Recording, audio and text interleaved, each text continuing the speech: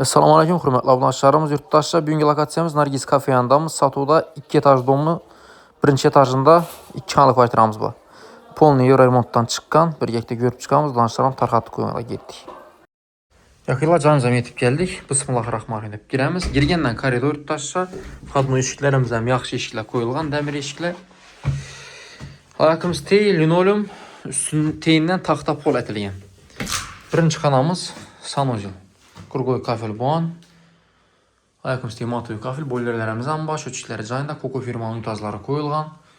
Çelini xilisi. İşlərimiz aqua.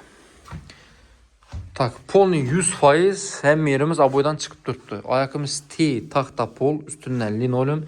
Yine qal döşəli. Yemdən qallarımız ba. Aboylarımız zor aboyla qıstırılğan. Başlayışı kuxnyamızı görsətib verəlik ki, aranı ötə verəmiz. Kuxnyamızda kuxnyamızda mebellərimiz var. Kafillər olğan, üstü teyi qoyulğan, şöçüklər cayında, katyollarımız ham cayında, qaz plitələrimiz ham yaxşı firmanı zifil firmanı qoyulğan.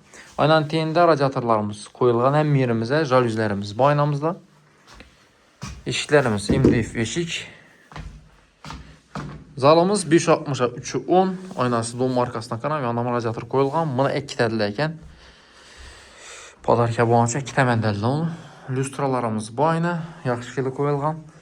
Qallarımız zıç qalla döşəlgənliyin yurttaşca, əcayib. Spalnemiz 560'a 2 yarım. Aynası dom yan başına qaran, aynı teyində radiatorumuz var. Bir yandan radiator var, bir yandan radiator var. Bu deyəni xuda xarası əcayib boladı.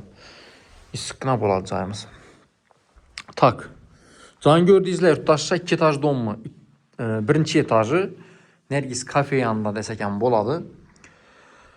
8 o tərəfdən girib keçəcəklər boladı bir şahatlı boyunda xullas. Baxasına gələn olsaq 310 milyon som dokumentlər 100% tak doğru adlarınıza ötədən bu durduq da xalasa raşot olub həm mərsəsi qarız parzı yox.